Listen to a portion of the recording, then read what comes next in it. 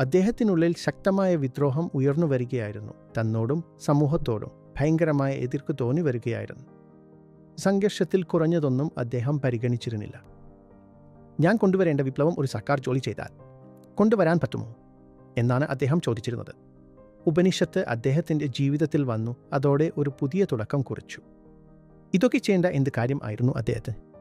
നല്ല കുടുംബത്തിൽ നിന്നുള്ള ആളായിരുന്നു. പഠനത്തിൽ ഒന്നാമത് ആയിരുന്നു. ICS പോലെ ഉള്ള പരീക്ഷയിൽ അദ്ദേഹം പാസ് ആയി. എല്ലാം അദ്ദേഹത്തിന് കിട്ടുന്നുണ്ടായില്ല. എന്തിന് ഇതൊക്കെ കളയണം? കാരണം ആത്മീയതയുടെ അർത്ഥം തന്നെ അതാണ്. മുന്നോട്ട് പോകുക, ചെറിയവേദി. ഇതുവരെ സ്വതന്ത്രൻ ആയിട്ടില്ലെങ്കിൽ എങ്ങനെ യാത്ര അവസാനിപ്പിക്കും? ഇപ്പോഴും ജീവിതകാലം മുഴുവൻ ഒരു യാത്രക്കാരൻ തന്നെ. നിങ്ങൾ എനിക്ക് രക്തം തരൂ, ഞാൻ നിങ്ങൾക്ക് സ്വാതന്ത്ര്യം തരാം. ഇങ്ങനെ ആരെങ്കിലും ഒരു വേഷം ഇട്ടുനിന്നാൽ അയാളെ നേതാജി എന്ന് വിളിക്കില്ല. ജീവൻ പണയം വെക്കേണ്ടി വരും.